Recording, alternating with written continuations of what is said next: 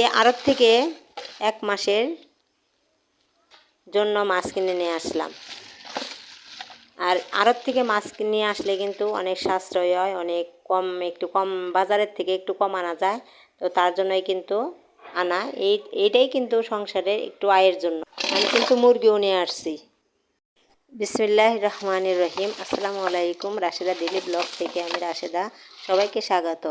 নতুন একটি blog video দেখার জন্য কাছে এবং দূরে, দেশ এবং বিদেশে যে যেখান থেকে আমার আজকের ভিডিওটি দেখা শুরু করেছেন, নিশ্চয়ই আল্লাহর অসীম রহমতে সবাই ভালো আছেন। আলহামদুলিল্লাহ, আমরাও ভালো আছি। আমার প্রিয় আপু, আন্টি ও ভাইয়ারা যারা আমার ভিডিওটি দেখা শুরু করেছেন, প্লিজ একটি লাইক দিয়ে ভিডিওটি কন্টিনিউ করবেন।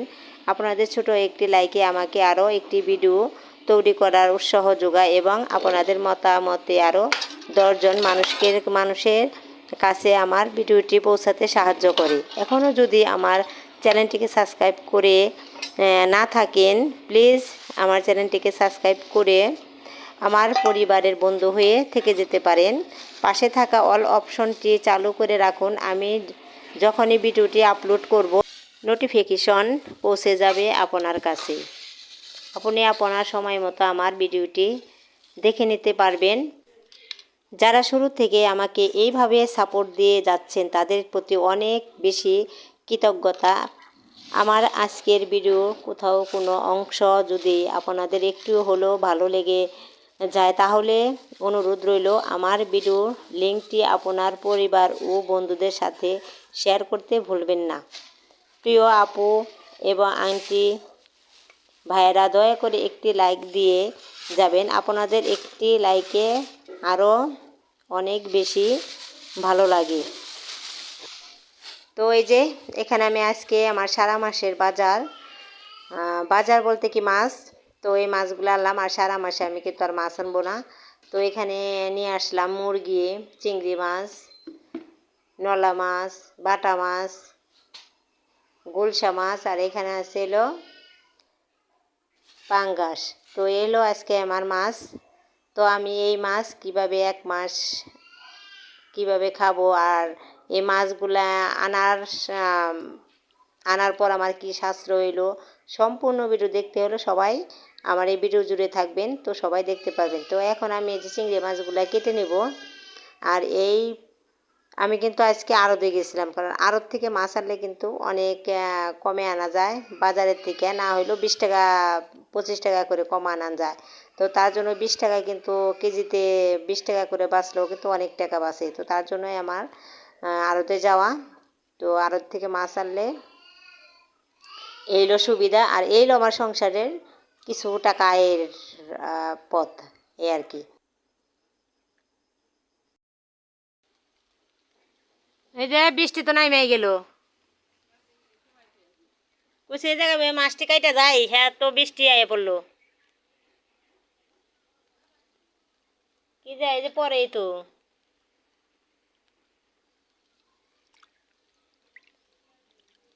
ছাদে জায়গা, এটা কাটান যাইব না, ভিজার লাগবো। মাছ তো অনেকগুলা।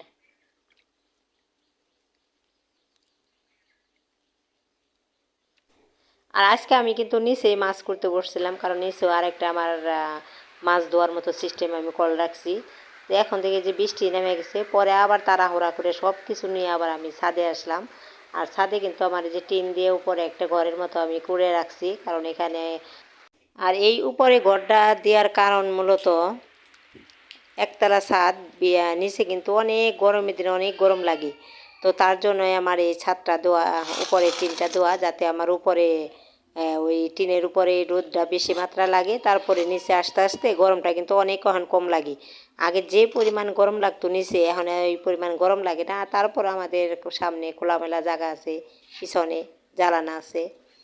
তো আরও উপকার আছে যে ওইখানে আমি এই যে জামা কাপড়গুলো যে ঝড় বৃষ্টির দিনে নিচে ঘরের ভিতর আর এত আমার গাদাগাদি হয় না, ওইখানে সব কিছু শুকাই দিতে পারি।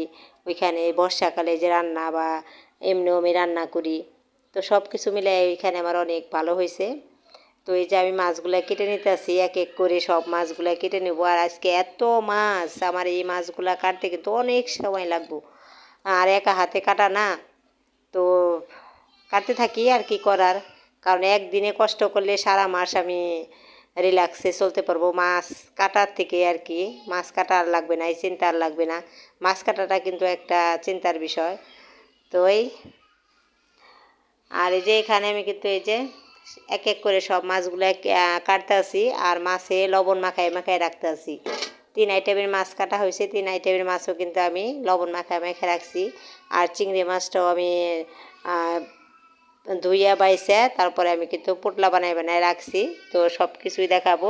আর যে আমার দাদু ভাইটা এত চিল্লাচিল্লি করতে পারে, ওই যে চিল্লাচিল্লি শুরু করে দিছে, কান্নাকাটি করে, মানে ও বাহিরে যাবো খালি, বাহিরে না যেতে পারলেই যে কান্নাকাটি শুরু করে যায়। এই যে কান্নার একটু শব্দ হইতে আছে।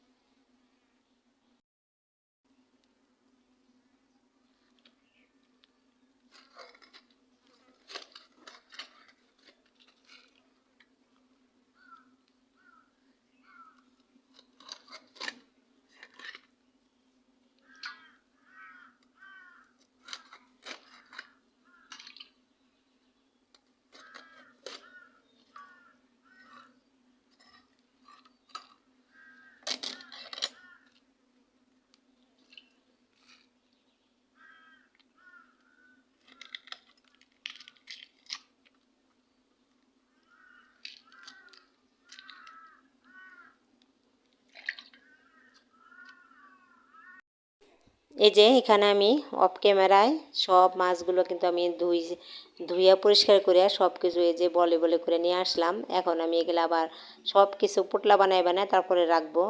আর এত মাছ করতে আমার কিন্তু প্রায় সকাল 7টা থেকে 7:30 থেকে শুরু করছি। আর এই মাছ কাটতে কাটতে আমার ধোয়াধুয়ি করতে করতে 12টা বেজে গেছে। তো এই যে এখন মাছগুলো আমি রাইখা দেবো এক এক করে। আর যেখানে আবার মুরগিটা কেটে নিছে, আগেই মুরগিটা কেটে রাখা হয়েছে। আর এখন মাছগুলো আমি রেখে দেবো। তো এই যে এখানে আপনারা মাছের পোটলা দেখে হয়তো বলতে পারেন যে ছোট ছোট কেন। হ্যাঁ, ঠিকই ধরছেন, ছোট ছোটই। কারণ আমি এখানে কিন্তু আমার পরিবারে 5 জন লোক, আর আমি 5টা 6টা করে মাছ রাখি, 6 পিস করে মাছ রাখে তারপরে কিন্তু একটা করে পোটলা বানাই। আর এই মাছটা কিন্তু আমরা একবেলা করেই খাই রাত্রে। কারণ এত জিনিসের দামের মধ্যে তো আর এত বারবার মাছ খাওয়া যায় না একদিনে। তো এইভাবেই সংসারের আয় করতে হয়। আর এই যে আমরা কিন্তু সপ্তাহে 5 দিন মাছ খাই, আর একদিন মাছ খাই না। কারণ বৃহস্পতিবার দিন ওদিনকে এত, আর শুক্রবারে কোনো প্যারা থাকে না, এই জন্য শুক্রবার বৃহস্পতিবার দিনকে সবজি ভর্তা ভাজি সবই খাই রাত্রে। আর শুক্রবার দিনকে আবার রান্না করা হয় মাছ বা মাংস।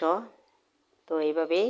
তো এই যে বলতে বলতে কিন্তু আমার রান্নার জন্য আমি রেডি করে ফেলেছি। এখানে আছে ধুন্দুল আর আলু, আর এখানে আছে মাছ। তো এগুলো আজকে রান্না করব।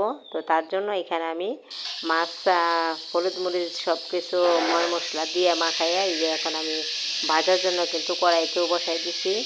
আর মাছটা ভাজা হয়ে গেলে আমি তরকারিটা বসাই দেব। আর মাছটা কিন্তু এখন আমি উল্টাই দিতে আছি।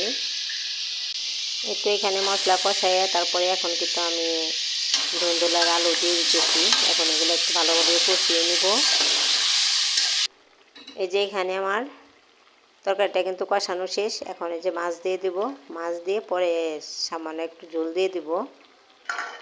এই হলো আজকে রান্না বান্না আমার। ভিডিওটি কেমন লাগলো সবাই কমেন্টে জানাবেন প্লিজ। এই তো ভিডিও আর বড় করব না। তো সবাই ভালো থাকবেন, সুস্থ থাকবেন, আমাদের জন্য দোয়া করবেন। আল্লাহ হাফেজ।